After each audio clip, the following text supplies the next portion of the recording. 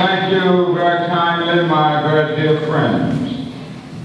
These churches are really loaded tonight. Never in the history of this nation have so many people been arrested for the cause of freedom and human dignity. You know there are approximately 2,500 people in jail right now.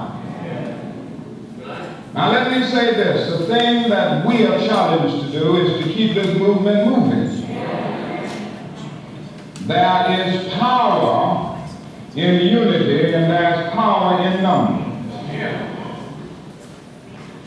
As long as we keep moving like we are moving, the power structure of Birmingham will have to give in. And we are probably nearer to a solution of this problem than we are able to realize. And don't worry about your children. They're going to be all right. Don't hold them back if they want to go to jail. For they are doing a job for not only themselves, but for all of America and for all mankind. Somewhere we read, a little child shall lead them. Remember, there was another little child, just 12 years old, and he got involved in a discussion back in Jerusalem as his parents moved down the dusty road leading them back to their little village of Nazareth. And when they got back and bothered him and touched him and wanted him to move on at that moment, he said, I must be about my father's business. These young people are about their father's business. And they are carving a tunnel of hope through the great mountain of despair. And they will bring to this nation a newness and a genuine quality and an idealism that it so desperately needs. Now we are going to see that they're treated right. Don't worry about that. The Justice Department is already in here.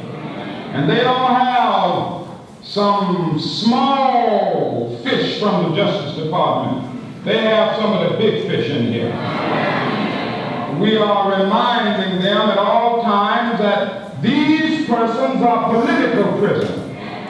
And there's a distinction between a political prisoner and somebody who's there for getting drunk, or somebody who's there for engaging in a robbery. And we're going to see that they are treated right. And go on and not only fill up the jails around here, but just fill up the jails all over the state of Alabama if necessary.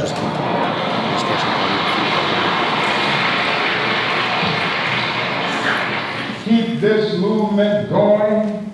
Keep this movement rolling. In spite of the difficulties, and we're going to have a few more difficulties, keep going. Keep moving. If you can't fly, run. If you can't run, walk. If you can't walk, crawl. But by all means, keep moving.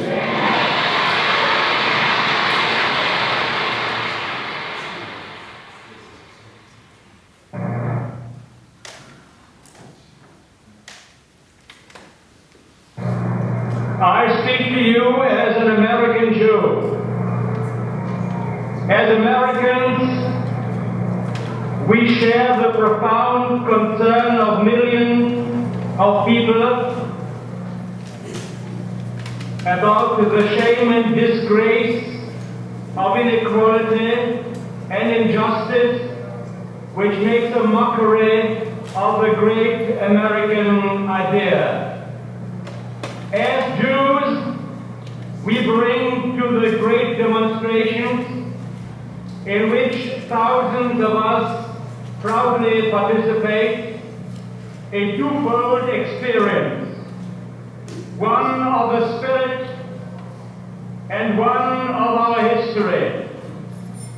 In the realm of the spirit, our fathers taught us thousands of years ago that when God created man, He created him as everybody's neighbor. Neighbor is not a geographic term. It is a moral concept. It means our collective responsibility for the preservation of man's dignity and integrity. From our Jewish historic experience of 3,500 years, we say, our ancient history began with slavery and the yearning for freedom. During the Middle Ages, my people lived for 1,000 years in the ghettos of Europe. Our modern history begins with the proclamation of emancipation. It is for these reasons that it is not merely sympathy and compassion for the black people of America that motivates us.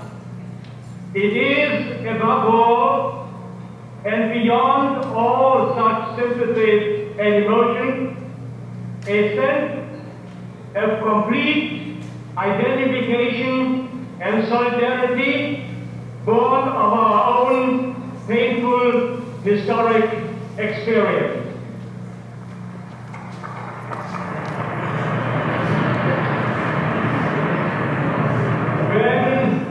I was the rabbi of the Jewish community in Berlin under the Hitler regime.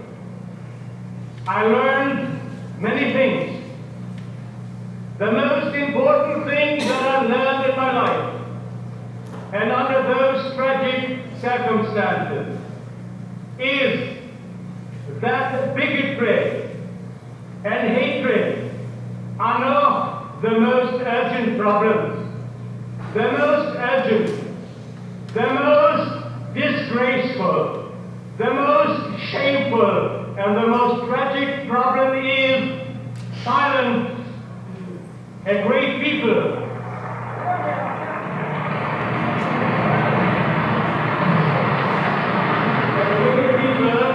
which had created a great civilization had become a nation of silent onlookers. They remained silent in the face of hate, in the face of brutality, and in the face of mass murder. Not merely Black America, but all of America.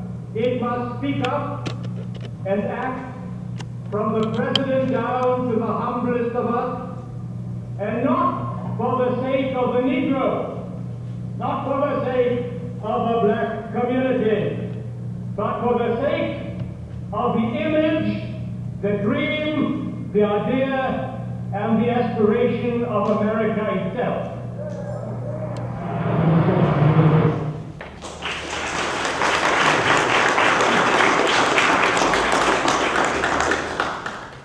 My name is Toni Dunbar, and I have many of the same thanks. Bill, this is really good. I'm really impressed beyond with the people that you've gathered together today to speak on this. My probably primary issue with civil rights as a movement is that it remain intergenerational, that we make a connection between past and present and future, that we not lose that. I'm going to offer you something briefly and then make a comment on the audio tape that we heard. Untaya Naima Adwa Afatik.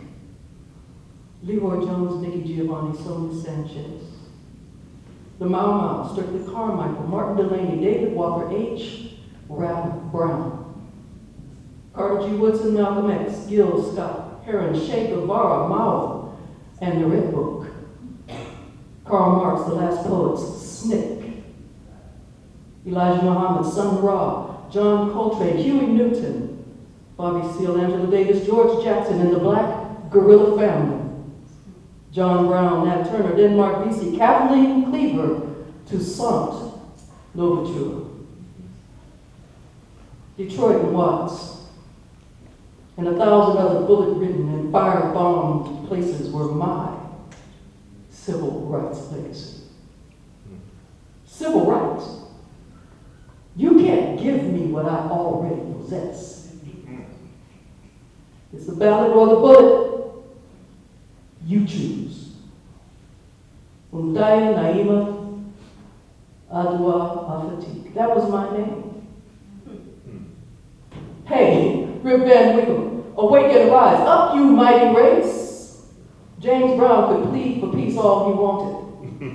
It was the ballot or the bullet. Your choice. Now, some people have said that the moderates won the civil rights struggle. Many of my revolutionary heroes met sort of, inglorious ends.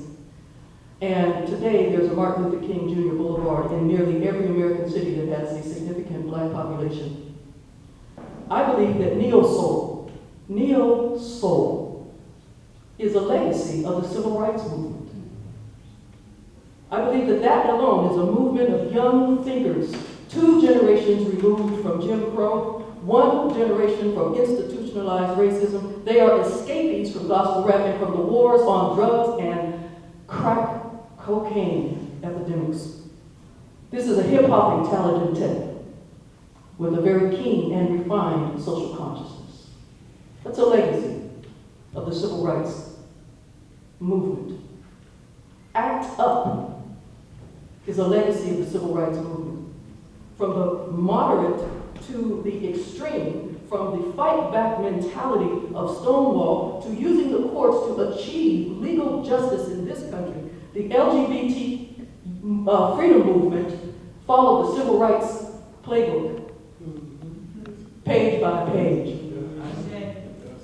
Yes. Now, perhaps the greatest legacy of, in my estimation, the greatest legacy of the civil rights movement could be in this new thing called radical inclusion.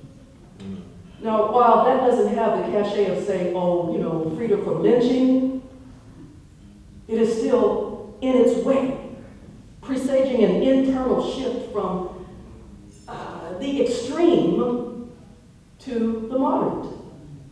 Inclusion is actually approaching centrality, even if it is called, in an oxymoronic way, radical.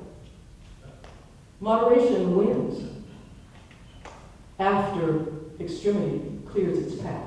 All right. The eye cannot say to the hand, the Bible says, I have no need of thee, nor again can the head say that to the feet. So there is an inexorable march in human history and development toward unity and refinement. Unity and refinement. Martin Luther King described it very famously as the arc of the moral universe. Isaac Newton described it as gravity.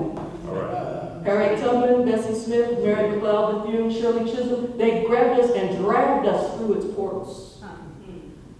India Arie freed our hair. And Waris Dari freed our minds so that vaginas could follow. Bill Cosby liberated us from pious poverty. And even the rapper Nelly celebrated the concept of economic parity when he said, Bill Gates, Donald Trump, let me in now.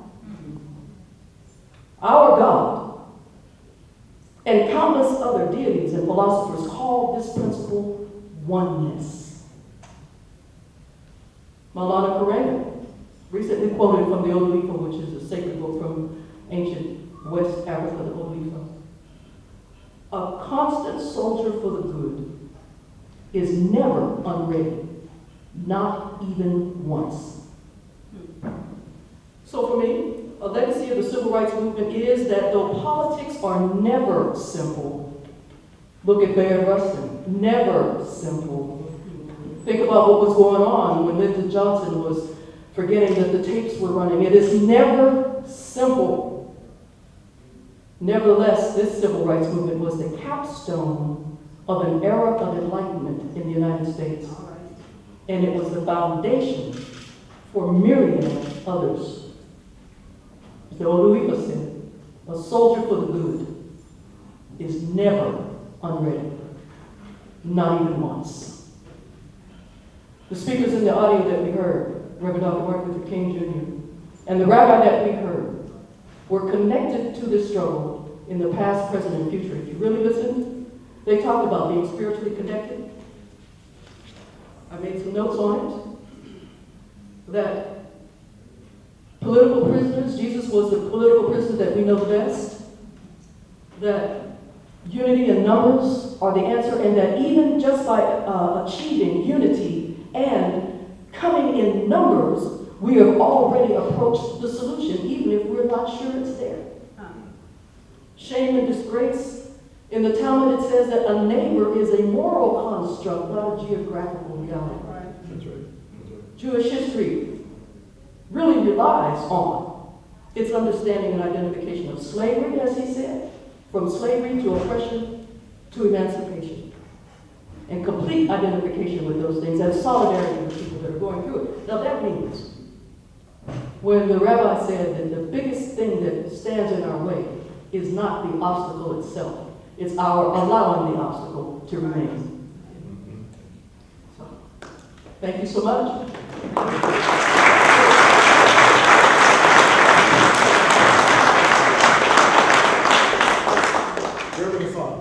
Thank you. I want to join with the others in thanking Brother Bill Doggett and my dear friend, Reverend Jefferson, for inviting me to participate in this awesome panel today, and for being able to both listen and learn and talk all in the same event. So I'm very happy to be here. I think what I want to do is read a passage of Scripture. Do I get to do that? Just kidding.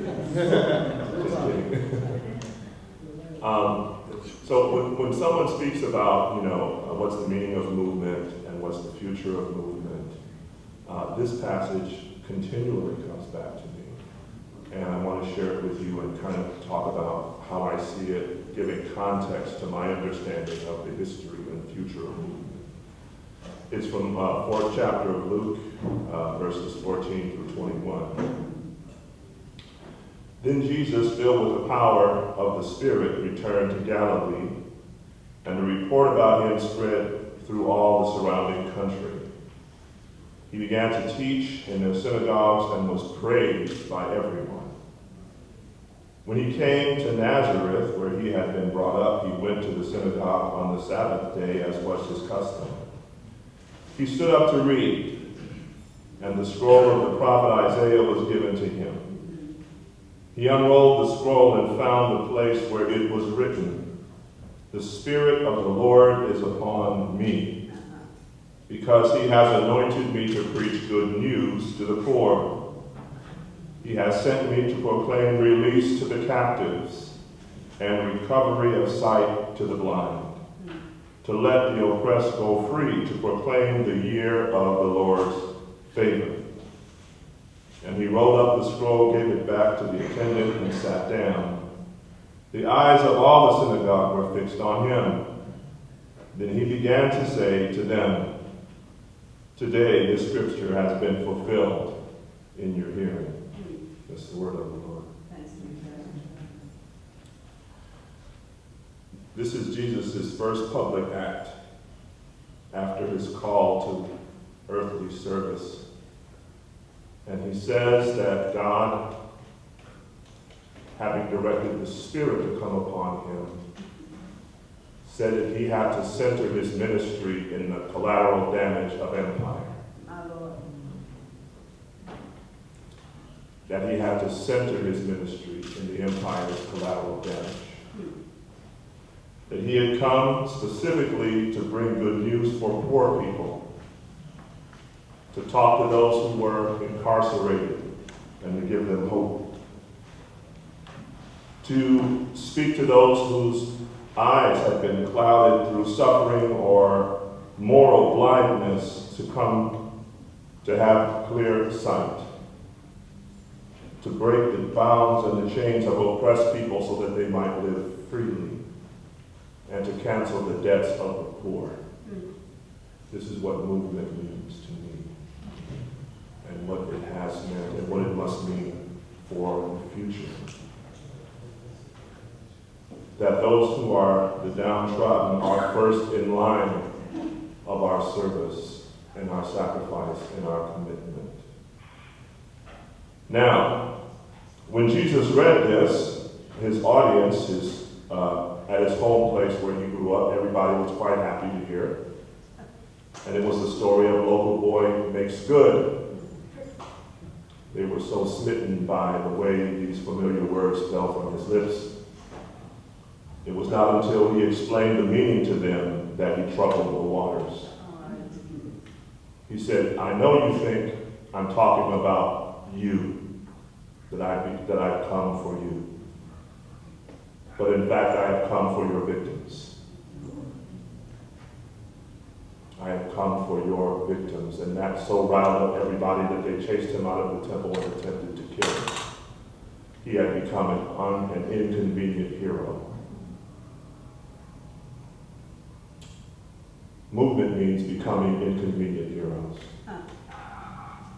It means shaking the comfortable foundations of reality by which we all normalized and live by.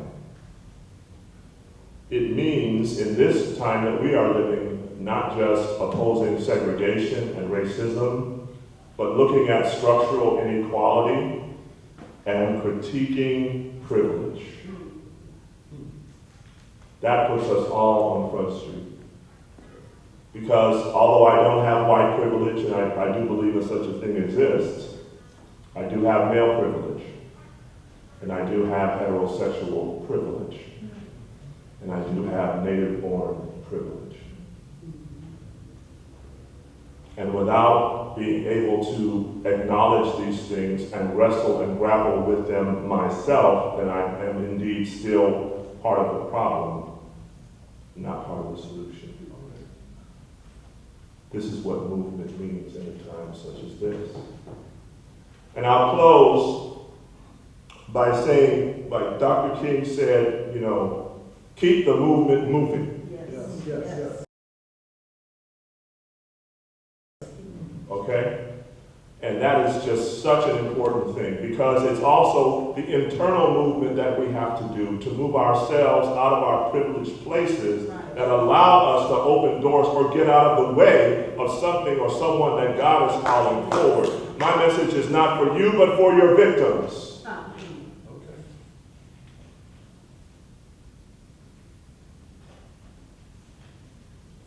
And there's just such the last thing I'll say here is just such a juxtaposition of irony in looking at, in 1963, the President of the United States did not want the March on Washington to take place. In fact, he called the big civil rights leaders of the time together to tell them to call it off. Right? But things had moved to such a pace where even if they had wanted to, they couldn't. Look at it now, 50 years later. The president's the keynote speaker. So that instead of an action that pushes the president and the Congress to take certain actions, the president can align himself with the downtrodden and say, they're the problem and not my policies. This message is not for you. It's for your victims. Wow. Is the policies of the current administration rooted in the needs of those who are the collateral damage of the American empire? Yes. That's clear. This word is not for you. It is for the victims. This is why we have to keep the movement moving and recognizing that neighborliness is not geographical but moral. All of us are both victim and victimizer.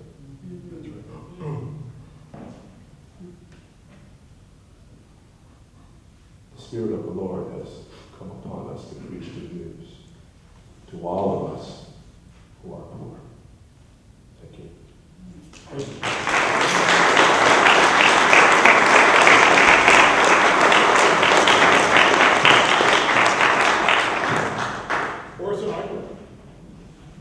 Thank you, Darryl. Thank you, Bill, for asking the Realigning Institute to be present today. I think maybe three things really came to mind when I was hearing those clips. And I'll start with one of the last things we heard from the rabbi, which was that we have to do this for the sake of America. And that resonates because a lot of what we say at the Green Lining Institute is that for the nation to succeed, communities of color will also have to succeed. And now that's starker than ever, right?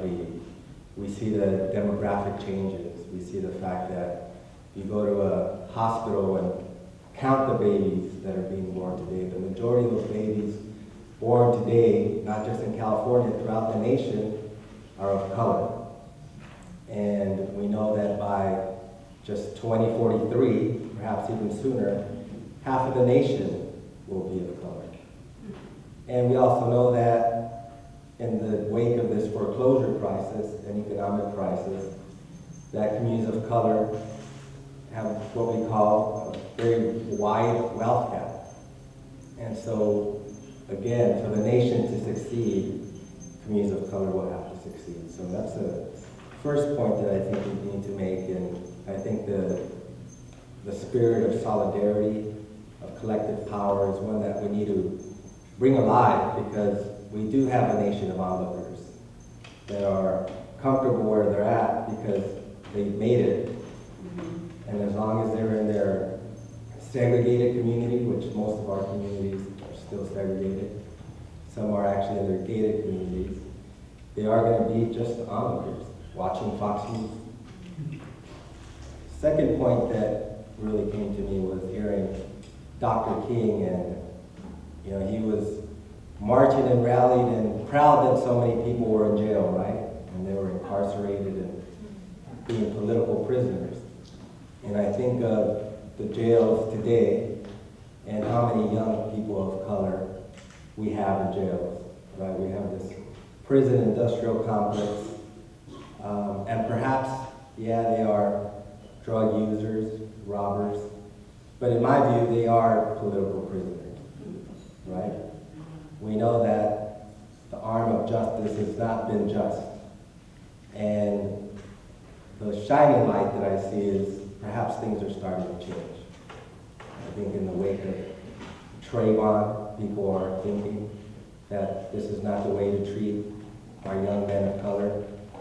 You have the Obama administration saying that we need to look at how we sentence drug offenses. And then you have a judge who actually said that the Bloomberg administration's policy of stop and frisk, which most of us in this room always knew was illegal, unconstitutional, immoral, and it is actually bad. And so, as we let our young men out of jail, which I am very confident that that will start to happen, my question is, will we be ready to provide jobs to our men of color as willingly as we were ready to incarcerate them? And then the last piece I want to really touch on is the power of youth. And Dr. King spoke to the power of youth and how we need their idealism. And as I look at all the events taking place to commemorate the March on Washington, they are not going to be youthful events, right? We can look around this room today, and so that says we have a lot of work to do. We need to invest in our youth. We clearly as a nation have divested from youth, put them away, locked them up, kicked them out of school, suspended them. We need to do the exact opposite. We need to bring them in. And when we do, their idealism, which Dr. King mentioned, will truly bring back this movement that I think we're all sorely missing, still looking for, but confident that we will see it again one day. Thank you.